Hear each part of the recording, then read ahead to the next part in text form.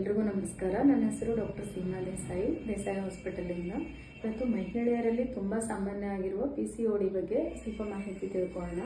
PCOD ಅಂದರೆ polycystic ovarian disease. ಇದು ಸಾಮಾನ್ಯವಾಗಿ ಹಾರ್ಮೋನ್ ಇಂಬ್ಯಾಲೆನ್ಸ್ ಇಂದ ಬರುತ್ತೆ. ಅಂದರೆ ಅಂಡಾಶಯದಲ್ಲಿ ಚಿಕ್ಕ ಚಿಕ್ಕ ನೀರುಗುಳೆಗಳ ಥರ ಆಗಿರುತ್ತೆ ಮತ್ತು ಮುಟ್ಟಲ್ಲಿ ವ್ಯತ್ಯಾಸ ಆಗುತ್ತೆ.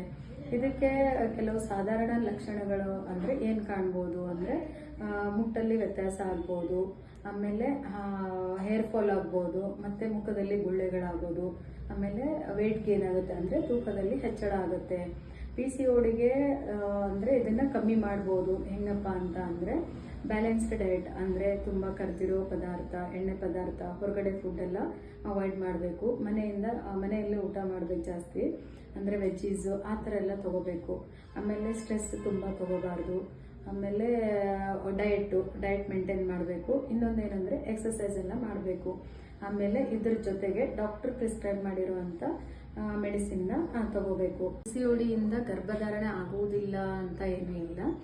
ವೈದ್ಯಕೀಯ ಚಿಕಿತ್ಸೆಯಿಂದ ಎಲ್ಲ ಗರ್ಭಧಾರಣೆ ಆಗುತ್ತೆ. ಅದರ ಜೊತೆಗೆ ಹೆಲ್ಪ್ ಆಗೋಕ್ಕೆ ಬ್ಯಾಲೆನ್ಸ್ಡ್ ಡಯಟು ಮತ್ತು ಸರಿಯಾದ ನಿದ್ದೆ, ಎಕ್ಸಸೈಸು ಅದೆಲ್ಲ ಇದ್ದರೆ ಇನ್ನೂ ಹೆಲ್ಪ್ ಆಗುತ್ತೆ.